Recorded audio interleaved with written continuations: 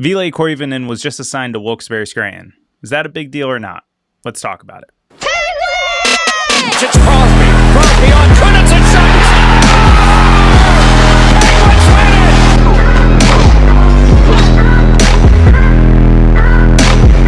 Sees part for Crosby to the goal. He scores! Buckle up, baby. Are you kidding me? And on Fane, the shot. He scores! Here's Crosby with a burst of speed up the middle. Gets open. Scores! You're a collective. Andy Kyoto is beating Ninamaki's brains in. What a show!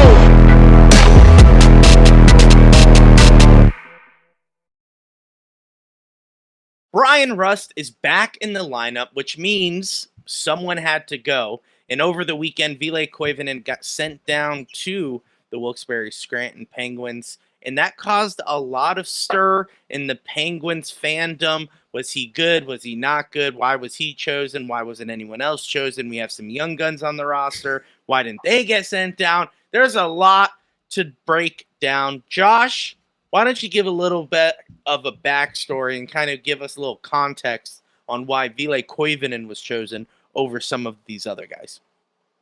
Yeah, I mean, the quick, straightaway, simple answer is that he's waivers exempt, meaning he can be assigned to Wilkes-Barre and no one could put a waiver claim on him and we wouldn't lose him.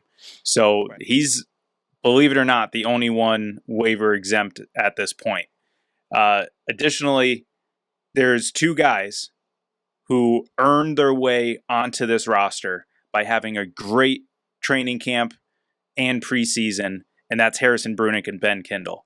And they, rightfully so, earned their spot. But now, because they're technically quote-unquote rookies, they only have I believe it's a 9-game tryout before that Kyle Dubas has to make a decision. Either allow the first year of their entry-level contract to kick in and then be at the NHL level, or assign them back to their respective junior teams. Right. Now, just to throw it out there, the reason why they can't be assigned to Wilkes-Barre is because the new collective bargaining agreement has technically not kicked in that would allow a teenager to play at the AHL level. You have to be 20 years old to be at the AHL level. So, those two guys, if you didn't know, Harrison Brunick is 19, Ben Kindle is 18. So they would have to go back to juniors in order for them to not have that entry-level contract kick in. So they have 9 games. So we are 3 games in, and so far they are playing very well. And this decision is going to be very hard because a part of me is thinking that one of those guys are going to be sent back to juniors. And that will free up the spot if it's not Brunick, which I do think it's going to be Kindle, who is sent back down, sent back to juniors. That will allow space for Koivunen to come up. Okay? So that's my gut reaction, my gut thought. That's the way I think it's going to play out. The way I want it to play out is that they waive Achari. I know. But what I want them to do is either waive or trade Achari to allow Koivunen to come back up, and then you do allow Brunick and Kindle to enter into their entry-level contracts and play the rest of the season up in the NHL. Mm-hmm. It's hard because coming into the season, guys like Tomasino, Dewar, Lizotte, and Achari were going to be battling it out for that bottom 6, positions. And Kevin Hayes before he got hurt, we're going to be battling it out for the bottom 6. But now you throw Kindle in there, you throw Koivunen in there, You throw Rucker McGroarty. These are roster spots that get taken up very quickly. So, it's very, very likely that, both scenarios actually happen in terms of Kindle going down and Achari being waived. But either one or the other is going to have to take place first to allow Koivunen to come back up. I don't know. Dubas has been making a ton of tough decisions, and this is just going to be another one on top of it because Koivunen, in my opinion, has outplayed the AHL level. He needs to be getting his NHL experience now. Yeah, he needs to. At the end of the season, he played in 8 games and he had 7 points. It's time to start building on that. And granted, he did not have a great preseason, but maybe that could just be preseason. I don't know. Let's just chalk it up to preseason. Mm-hmm. But I would like to see him back in the NHL level. I mean, we didn't expect this type of start from Brageau, and here we are. I don't even think Brageau expected this start that Brageau had. He's our goal scoring leader right now. Yeah, absolutely. So, I mean, at this point, no one expected this start from this team. So it's very interesting. And then, Hollander is playing exceptionally well also. So these are guys that when coming into this, we thought someone like Koivunen was going to be an automatic lock and then also a candidate for Rookie of the Year. I shouldn't say a candidate, but a dark horse maybe for Rookie of the Year. And I don't know now. This is tough. Tough look. Tough outcome. Yeah, I think Dubas is put in a harder position than we think. Because you almost forget, right? We've played 3 games so far. 3 games so far because tonight we're playing West Coast. But we played 3 games, and you forget that there's 3 guys that are injured waiting to come in. Well, now 2 guys, sorry. You got McGroarty and Hayes. They're coming back, and they're staples. So it's not like they're fringe players. McGroarty's going to start. Kevin Hayes may be a healthy scratch here and there, but he's an NHL player. He's not going to be sent down to Wilkes-Barre. And now you're in a tough spot because you have waiver exempt, and Kindle and Brunick have been playing exceptionally well. So you have to wait and see. This is something that I've been saying is that it's such a small sample size. We played 3 games. How do you take a player that's played 3 games and go, I'll decide the future of this season? Because Ben Kindle got his first goal. Brunick got his first goal. Kindle has been playing great. Brunick has been playing great. The only one who hasn't, and it sucks, but it's Koivunen. Out of those 3, Koivunen has not kind of stepped in the potential there, and he was put on this podium of success with starting opening night with Sidney Crosby and Raquel. That should have shown immediate success, and in fact, that first line really hasn't shown a lot on 5-on-5. I know Sid and Raquel have succeeded in special teams, but not in 5-on-5. And I'm sure they're looking to switch things up, especially now that Rust is back. And we're not going to talk about the Saturday game because that Saturday game against the Rangers was absolutely terrible. Flush it. Moving on. Yeah, moving on. No one played well in that game. No one. And not one person stood out to me. But moving forward, you have to figure out what's best for the team. And you have to make all those decisions in 9 games of an 82-game season. And it's rough. And I feel like Brunick is an easier option because he's a defenseman. So you kind of could be like... but that's why you keep him. No. I know. That's my point. So okay. Gotcha. You're saying, like, let's take Brunick. Yeah, he has a 9-game kind of stipulation. but he's on his own because he's a defenseman. We can make room for Brunick. Kendall is a bigger question mark. Do you take him and try to figure something out, or you go, man, the future's bright with this guy, send him back for a year and open up a spot for Koivunen to show some success? Or is it like a Murashov, who arguably is ready for the NHL, but we got too much stuff up here. Yeah. So I'm sorry, like, just go succeed in Wilkes-Barre for a little bit, and then when a spot opens up, I'll let you know. It's a good problem to have and a bad problem to have at the same time, because you have these guys on the roster that's taking up space when these young guys are ready to come in and want to prove themselves, which helps as a team, as a growing team.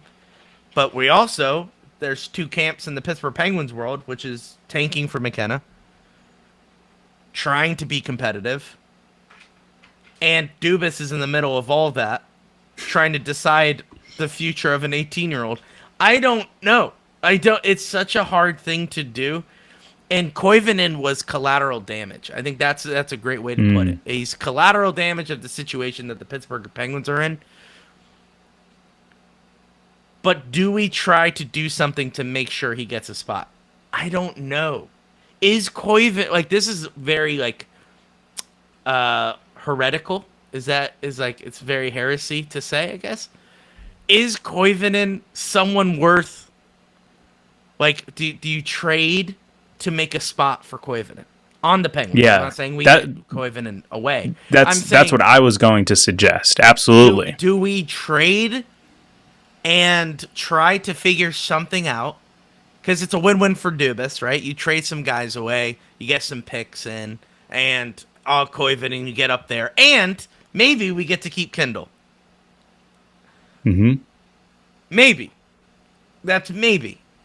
Or, you know, even with Kendall going back to juniors, you still have a lot of people up in the Pittsburgh Penguins. So do you trade regardless of Kendall?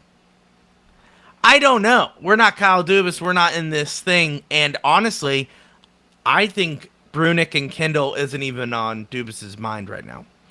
I think he's impressed by them, but I don't think he's like, hey, it's 3 games. I can't even. They're not sucking, so it's not like I could send them back now. I want to see what they could do for the couple games. So, yeah, in that regard, I think Kyle Dubas is like out of sight, out of mind almost. Like, hey, you're doing well. Keep it up. Good job, kid. I got to focus on the roster situation because I got Rucker McGroarty. Where's he going to play? I don't know. And then I got Kevin Hayes, who's a bottom 6, who's good for offensive face-offs or whatever the case may be.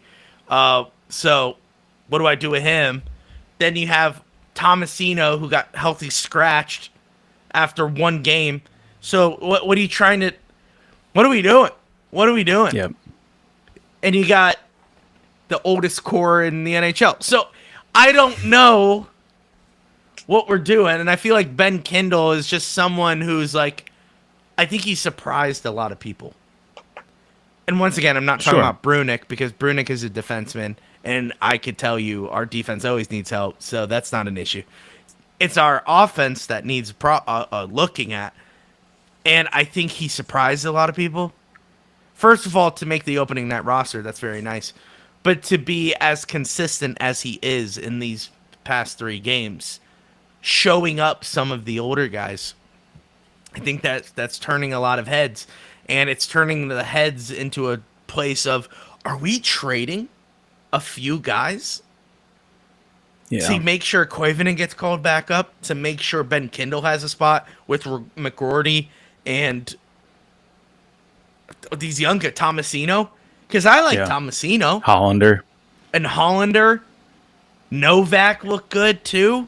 It's not like these guys are bad, too, and I think that's another layer on top of this messy lasagna that is the Pittsburgh Penguins.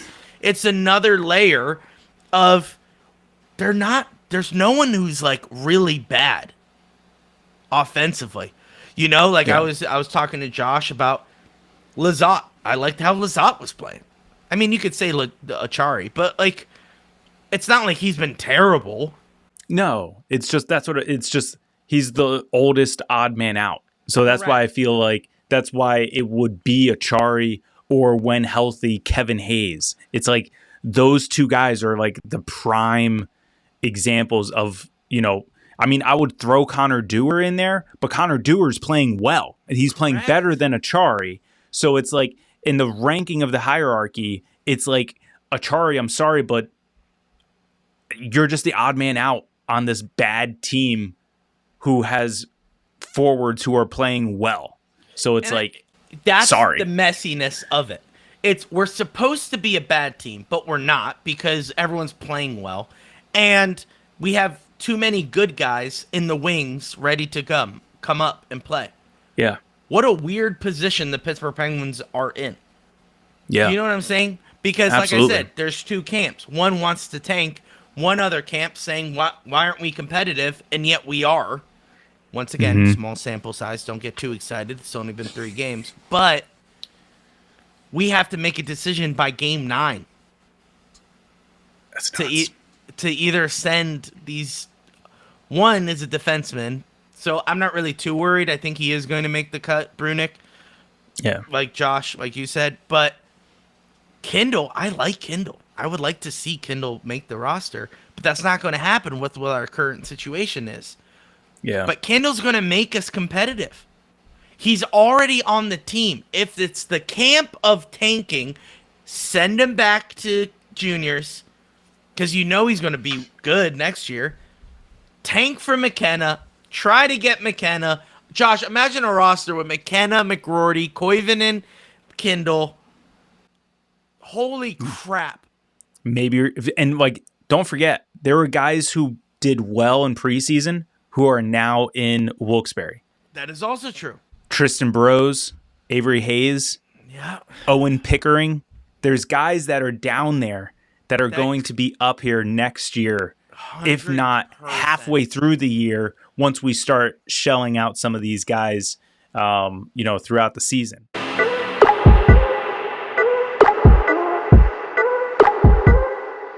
All right, so let us know in the comments, was Koivunen being sent down a big deal, or do we just need to be patient and trust the process? Also, follow us on all social media platforms at Pens Collective, and don't forget to join us live after every single game. Louie, as always, Let's go, Pens. It's Crosby. Crosby on Trinidad shot. Penguins win it! Buckle up, baby. Are you kidding me? You're a collective.